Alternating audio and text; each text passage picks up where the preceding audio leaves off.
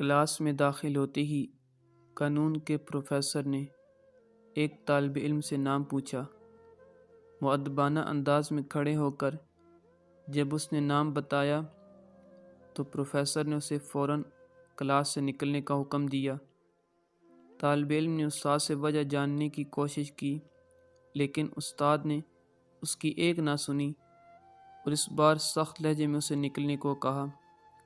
ظلم کا احساس کرتے ہوئے طالب علم سر جھکائے کلاس سے نکل گیا۔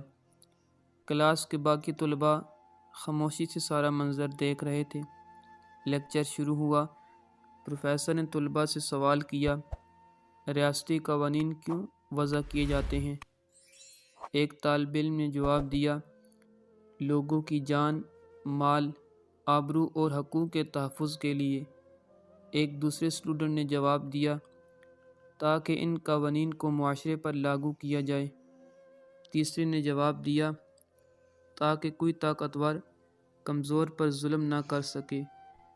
کچھ دیر خاموشی کے بعد پروفیسر نے کہا، کوئی اور جواب؟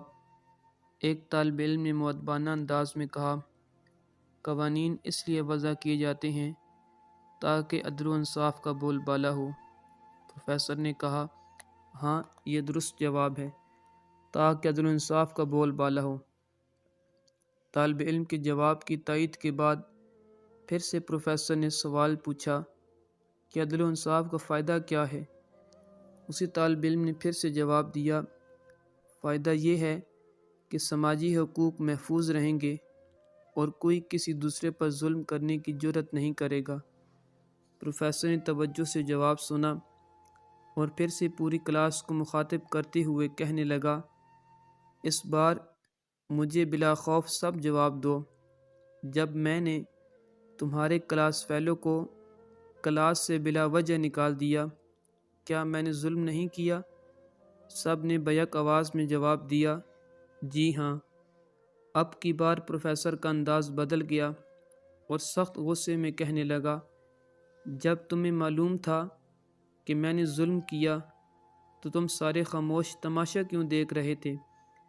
اگر ہم قانون والوں میں قانون لاگو کرنے کی جرات نہیں تو پھر اس قانون کا فائدہ کیا؟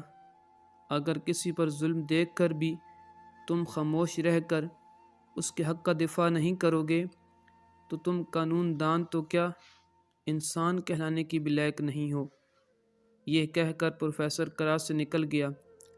کچھ دیر میں اس طالب علم کو ساتھ لے کر واپس کلاس میں حاضر ہوا۔ طالب علم سے سب کے سامنے معذرت کی۔ کلاس کا وقت ختم ہوا۔